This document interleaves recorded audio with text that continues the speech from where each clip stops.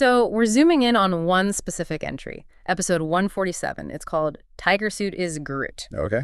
And the 4 albums battling it out in this group are, well, quite a mix. You've got Turn It Up by Pixie Lot. Right, the pop newcomer at the time. Then there's Ace of Spades, Best of Motorhead, a compilation. Legendary rock, very different vibe. Totally. Then Invincible by Michael Jackson, his later work. Yep, 2001 release. And finally, the one mentioned in the title, Tiger Suit by Katie Tunstall. So our mission here is kind of to figure out how Greenstocks actually made the call on these 4. Like, what really matters in this album quest? What makes an album win or lose here? Let's start at the top then, because apparently the winner wasn't even close.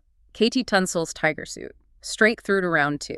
The reviewer called it an easy choice. Why? Well, the praise was immediate and pretty strong. Described as a marvelous album bristling with ideas and imagination. That word bristling seems key. Suggests energy, creativity. Exactly.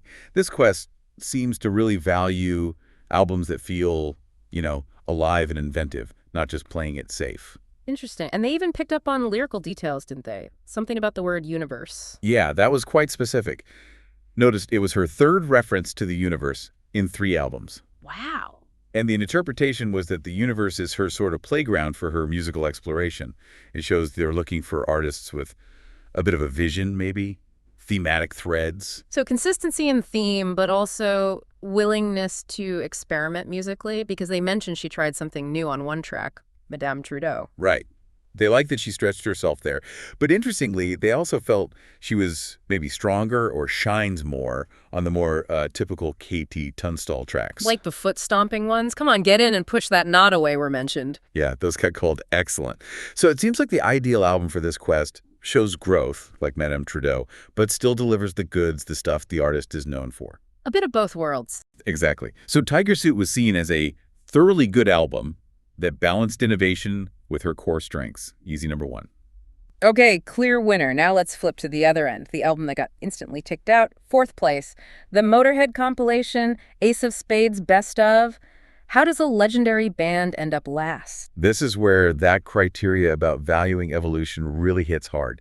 After acknowledging the power of the title track, Ace of Spades, you have to. Of course. The review basically said the rest of the compilation felt like hard rock by the numbers.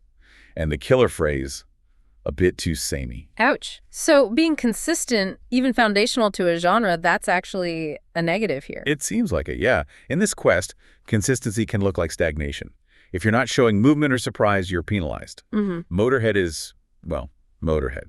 That's their strength, usually. But here, it worked against them. Did the reviewer find anything good after the title track? They did try. Mentioned a sort of small revival later on the album. Pointed out a few half-decent efforts like We Are the Road Crew and The Chase is Better Than the Cat. Okay. And even called one track, Please Don't Touch, surprisingly catchy. So not a total write-off. But there's always a but in this quest, isn't there? There is. And this is where the irreverent reasoning comes in big time. The track, Jailbait. Ah, I saw that mentioned. The reviewer flagged it as morally dubious and even quoted the Lemmy lyric, "You're jailbait, and I just can't wait." Wow. So a single lyric from years ago Played a major role in sinking the whole compilation. It really highlights that this isn't just about the music. Personal taste, moral objections, they're absolutely part of the judging criteria. So Motorhead got hit twice. Too samey musically, and then this one lyric triggered a subjective negative reaction. Yep, a combination of perceived lack of evolution and a specific moral objection. It really didn't stand a chance for round 2. Okay, so that leaves the middle ground, the real fight. Second place, the last spot for round 2. It was between Michael Jackson's Invincible and Pixie Lot's Turn It Up. Right, the established legend versus the newcomer, as the reviewer put it. This is where the criteria get really tested. Let's look at MJ first. Invincible. What was the take there? Because it wasn't an obvious slam dunk, was it? No, not at all. Actually, the first impression was pretty negative. After the opening track, Unbreakable, which they liked. Okay. The reviewer initially felt the rest was a bit slow and too R&B, kind of dismissed it. But clearly something changed for it to beat Pixie Lot.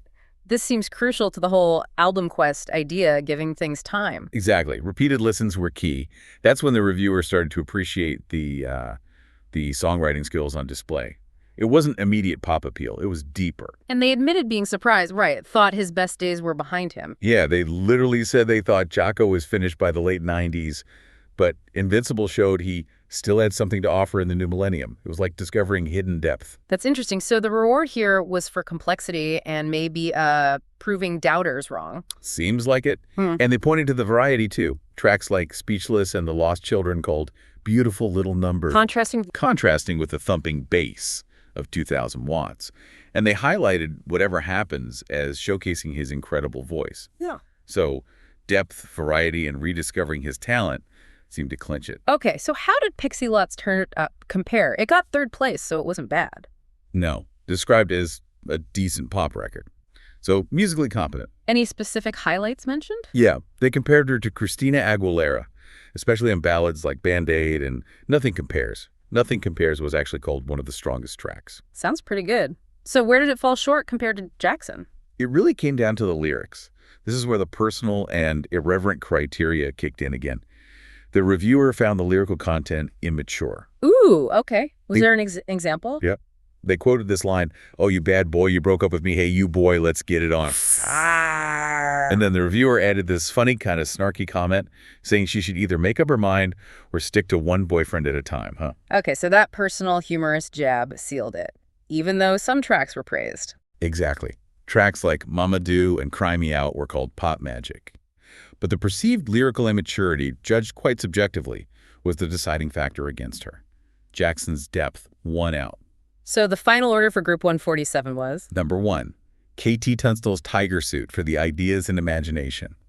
Number 2, Michael Jackson's Invincible, rewarded for that hidden depth and songwriting skill. Making it to round 2. Right. Then number 3, Pixie Lot's Turn It Up, decent pop, but penalized for the lyrics.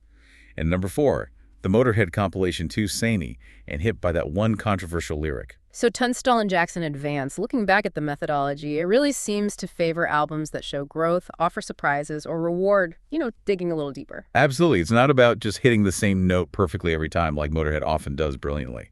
It's about evolution and, maybe challenging the listener a bit, like Invincible ended up doing for this reviewer. It's a really fascinating way to approach music criticism, trying to systematize something so subjective. It is. And that whole thing with Invincible, how the opinion changed so drastically from the first listen to later listens. Yeah. Well, it raises a really interesting question for you listening at home. When you're judging art, especially music, what do you value more? Is it that instant hit, that first listen wow factor? Or is it the kind of appreciation that grows, the stuff you only notice after you've lived with an album for a while? Like the reviewer found with Jackson. That slow burn versus the immediate spark. Exactly. Something to think about next time maybe you dismiss an album too quickly. Does it deserve another listen? Might there be more going on beneath the surface?